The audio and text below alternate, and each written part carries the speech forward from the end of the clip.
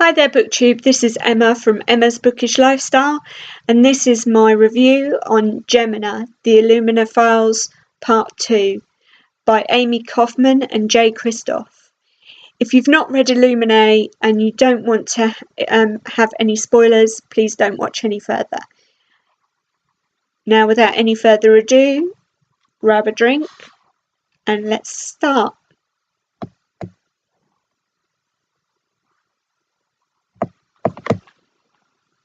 Hi there BookTube. Well, that was something a bit quirky. I thought I'd give it a go.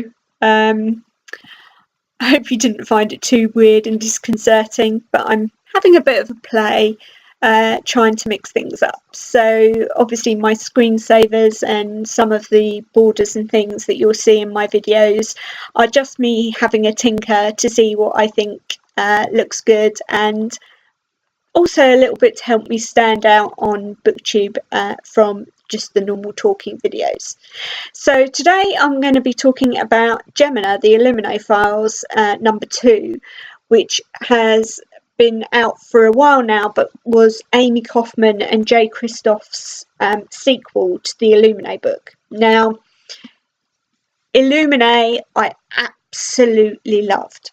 I couldn't put it down. I read it from start to finish.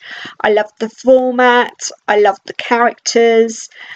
I loved the fact that there was this sort of cybernetic computer organism that was talking the whole way throughout it, that there was narration, video feeds, and all sorts of various different things that I think could translate amazingly into a film, and it wouldn't surprise me at all if that book gets signed up for a film, or the trilogy for that matter. This book, Gemina, okay, so it's the sequel.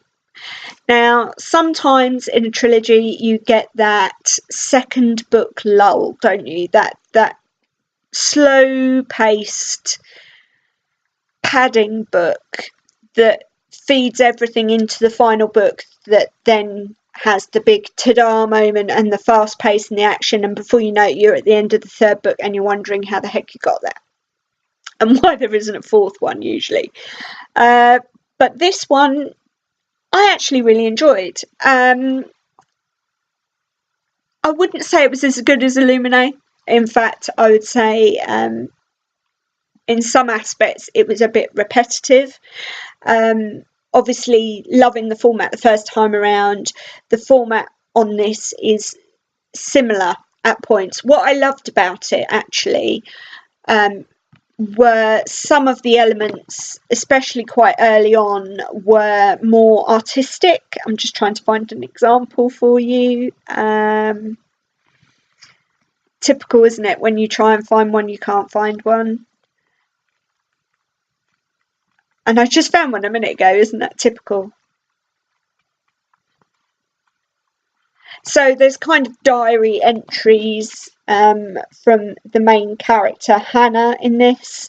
She's also an artist, so you get doodles and pictures of characters and her relationship with both her boyfriend, who's a character called Jackson in this book, and also another character called Nicholas Miroslav, who, yes, very Russian name, and very, as the name implies, mafia-esque, play out in this story. So what I love about this book, first off, Hannah Donnelly, wow. Yet again, another amazing, strong, root to the end of the book character.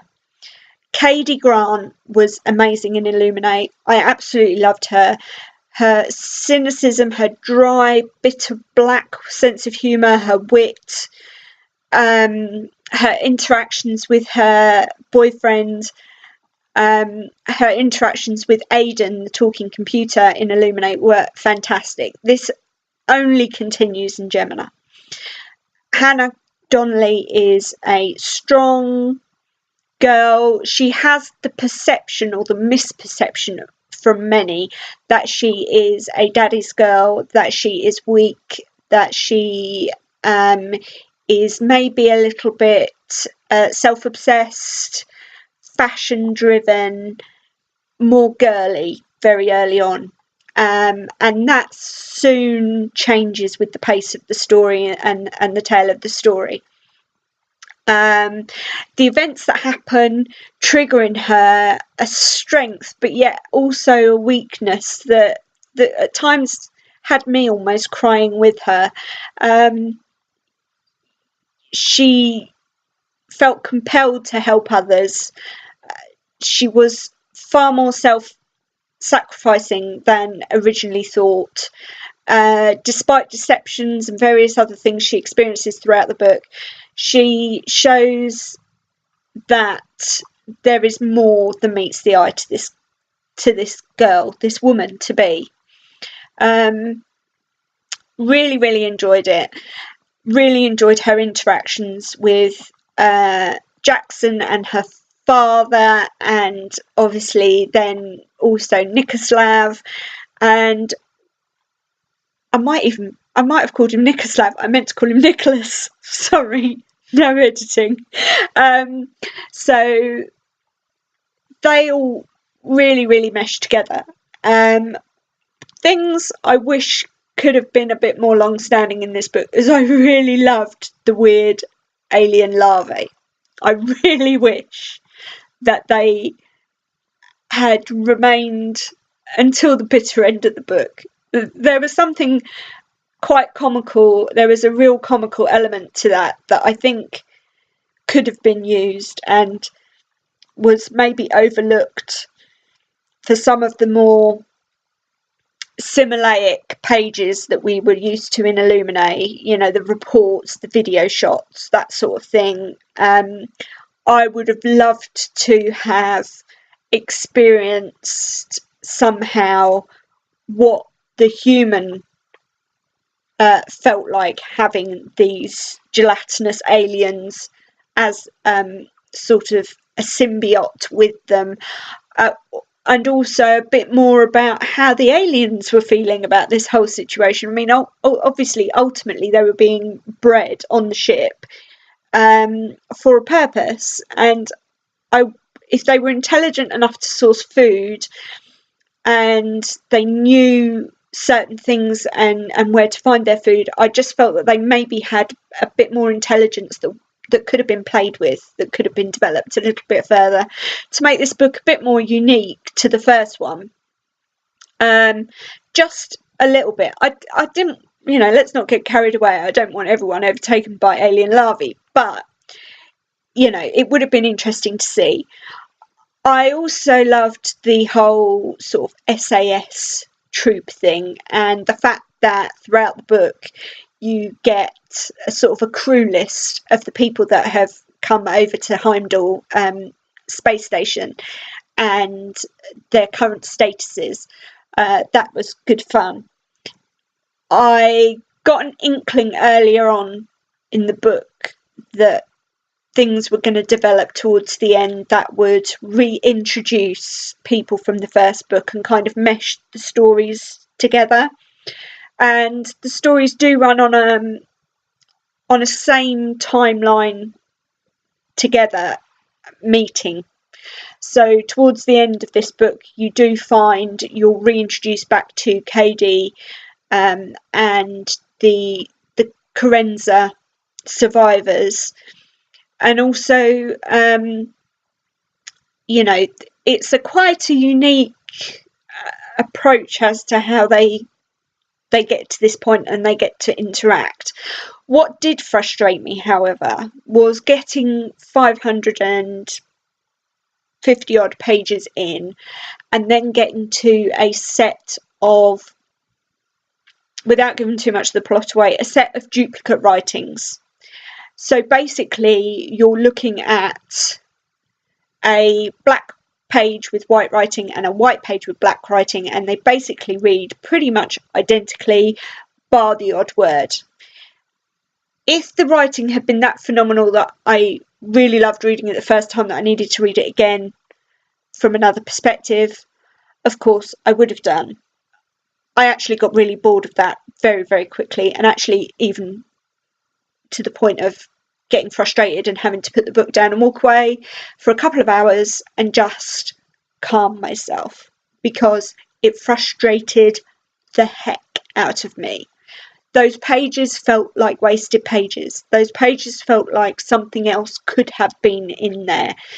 They felt almost as if, I know that they were there for a purpose. I know they were there to explain a segment within this, and I appreciate that maybe this book isn't written for a 41-year-old woman.